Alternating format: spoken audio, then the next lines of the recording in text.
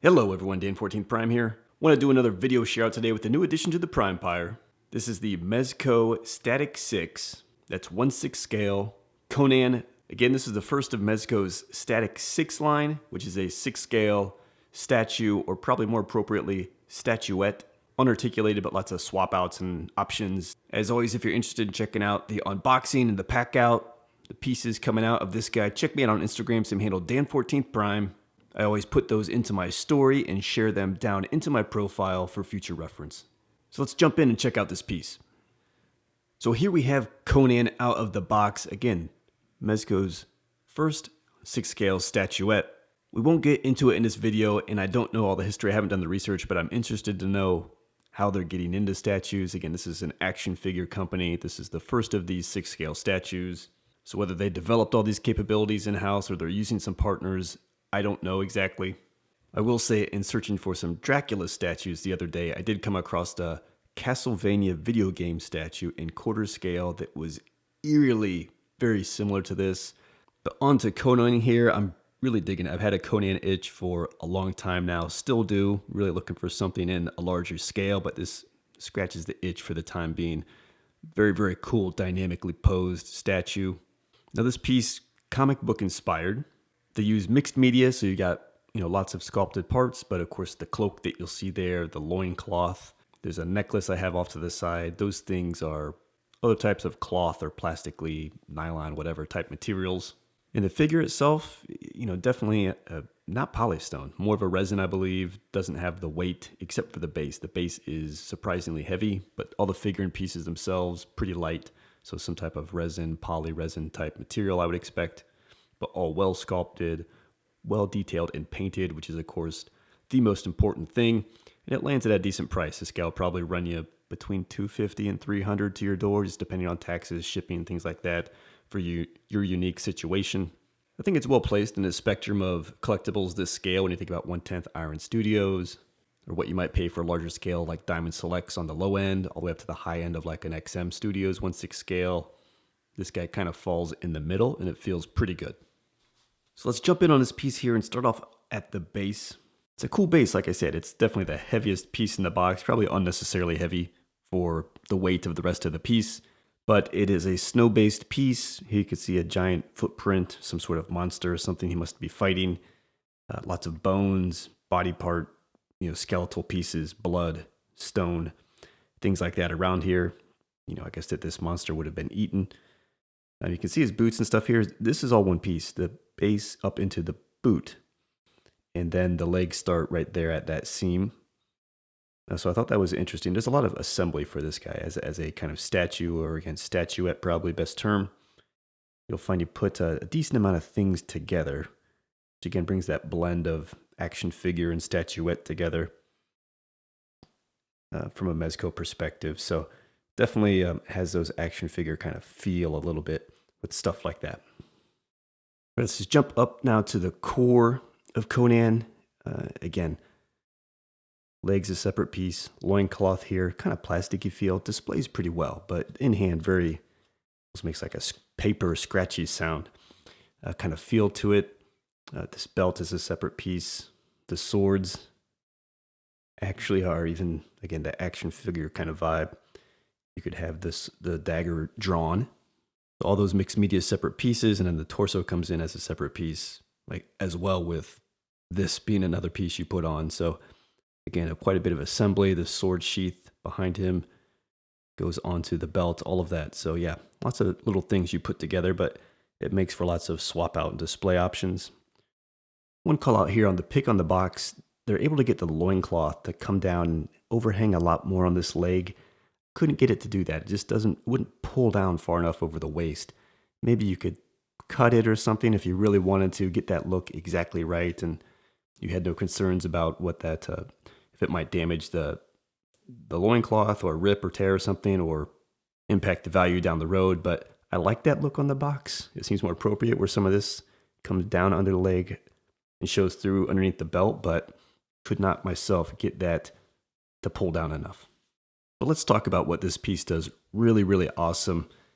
And it just brings all these great details. I mean, all of this sculpted detail into that belt, great paint application. And with this loincloth, though it's a very plasticky feel, looks good, has a good weathered type of look. The sculpt of Conan got that very much comic book, deep, shredded kind of anatomy going on. Those quads are ridiculous. This is what this piece does, I think, really, really awesomely. And then finally going upstairs here, on top of that, you get all the swap out options too, which I'll show you. But yeah, check that out. Very aggressive, dynamic pose. Again, this chest piece or belt, whatever it is, looks very good. Leather-like, but again, plasticky type of thing. Soft, good cape. It's pretty good. It's got some wires on each side. They're a little thin probably in terms of how much I'd like to be able to pose this. And he tends to lift here at the neck. You could probably stick that down, I don't know, with something sticky tape or something. I'd prefer if that would really stay more flush, but it's been challenged to do so. But kind of they've got it down on the pick on the box again, so probably using some adhesive or something to make that happen. Come around this side, the shield here looks magnificent. Just brown, bronze, silvers, a lot of wear, battle damage, really awesome looking piece.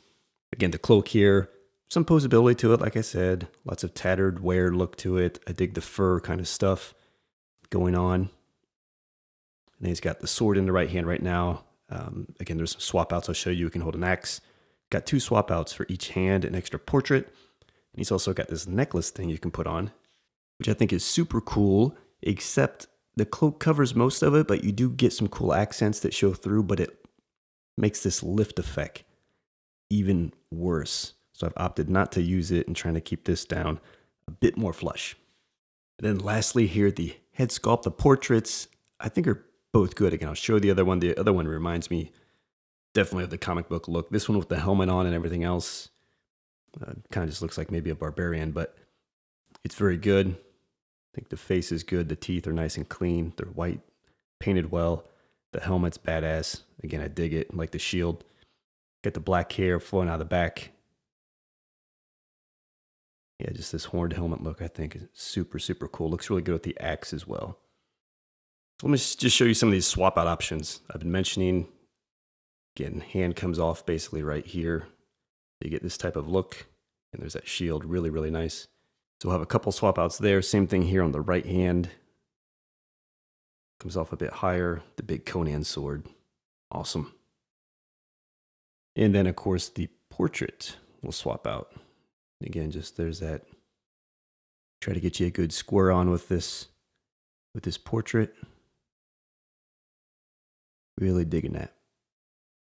Now again, here the cloak can just lift off like that. And I guess even you could take this off if you really wanted to. Don't know why you would, but it just slips over, so you don't need to have that on. Again, here I mentioned the daggers and stuff. Again, you can pull out this dagger. Nice looking blade there and everything. And you can pull out this sword. Another big Conan sword if you'd happen to have him using the axe or something, or you just want to have 2 swords. Again, you get to do what you like here, which brings that action figure feel.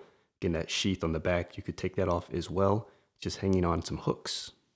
I mentioned here this necklace, which I think is really cool. It can sit on there. It's got a sculpt to it, so it kind of sits in this dynamic fashion, which I think is cool. But again, it's lifted, as you can see, off of the chest, which tends to mean, like I said, when you put this guy on, you just have more underneath there that wants to make that drive up. So if I go back to this look, now that's really kind of getting up into his face a little bit. I mean, it's not terrible. You could live with it. You could probably continue to play with it. Again, maybe you can find a way to stick it down, but that was kind of bothering me. But I love the way it sort of shows through there. Let me just go back here without the cloak, and you can get this big battle axe. This thing is cool. Very barbarian. You get that in the right hand. You could then have him holding this sword more down. That's actually a different looking sword than the other 2 really long swords. More of a medium-sized sword. Put that in the left hand. And here we'll hit you with the very recognizable comic Conan portrait. And then finally, if you want to just like tone down the armory of the whole situation, You can put on fist in that left hand. And sorry, I had said it was 2 on each hand. You actually get 2 left hand unarmed swap outs. So for the right hand, it's just holding some weapon of your choice. Or there's this one. There we go. And that was the one that was basically exactly like that Castlevania statue that I'd mentioned, along with the overall frame of the statuette as a whole. There you have it, guys. Mezco's Static 6 Conan. I dig this piece. I mean, at 1/6 scale, I still like 1/6 scale. I don't collect hot toys anymore. That just got really stale for me. This, I think, is something that works really nice at 1/6 scale. It still has you in about that Hot Toys price point, probably even a little bit cheaper, quite frankly. But at the 1/6 scale, it brings you really more of a scene, a base that sets a scene for you, a dynamic pose, fantastic sculpt, paint, and details that I would say are on par with what you'd find with Hot Toys. And then still gives you all of these swap out options, which still gives that action figure kind of effect, flexibility, playability, whatever you want to call it to it. That keeps it fresh and fun and looking different. Sort of like how you might repose a Hot Toy. So for me, it's at 1/6 scale, really, really digging this. Be happily putting him up on display of where I used to display some Hot Toys. And I'll be looking forward to see what Mezco brings next for this line. So that's it for this one, guys. Thanks for stopping by and checking out the video. Again, various links down in the description below. My Instagram, same handle, Dan14Prime. Check me out there. It's where I do most of my collection sharing these days, frankly. But assorted affiliate links down there too. Any shopping either of those links supports the channel, no cost to you. So thank you very much. Appreciate it. All right, guys. I'll see you next time.